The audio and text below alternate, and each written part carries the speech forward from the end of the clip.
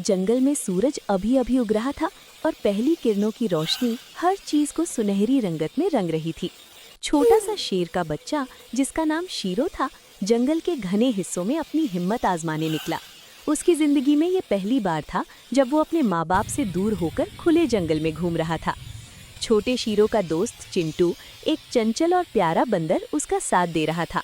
दोनों मिलकर पत्तों पर कूद रहे थे, नदी के किनारे दौड़ रहे थे और छुप छुप कर एक दूसरे को डरा रहे थे। जंगल की ये दुनिया उनके लिए एक नई और मजेदार साहसिक यात्रा थी। लेकिन तभी जंगल का सुकून एक भारी आवाज के साथ टूट गया। दूर से एक हाथियों का झुंड आता दिखाई दिया। हाथी अपने भारी और तेज कदमों से जमीन को हिला रहे थे और उनके सामने कोई रोक नहीं सकता था। शीरो और चिंटू तुरंत समझ गए कि ये कोई मजाक नहीं है, अब उनके लिए जान का खतरा है। शीरो ने अपने छोटेपन के बावजूद हिम्मत दिखाई। चिंटू भी अपनी चतुराई और तेजी से शीरो के साथ भागने लगा, लेकिन हाथियों का झुंड उनके रास्ते में खड़ा था। हाथी एक के बाद एक उनकी तरफ बढ़ रहे थे और जंगल का हर शोर शीरो के दिल में डर भर रहा था। चिंटू ने सोचा, शीरो को बचाना मेरा फर्ज है, लेकिन ये कोशिश बहुत खतरनाक साबित हुई।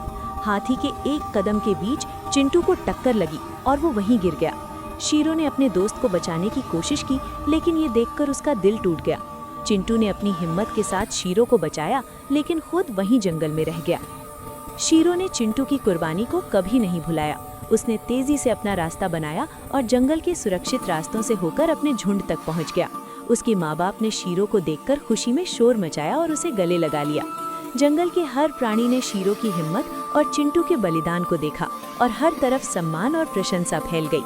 उस दिन के बाद शीरो ने सीखा कि दोस्ती और हिम्मत से बड़ा कोई गुण नहीं होता और कभी भी अपने दोस्तों को अकेला नहीं छोड़ना चाहिए।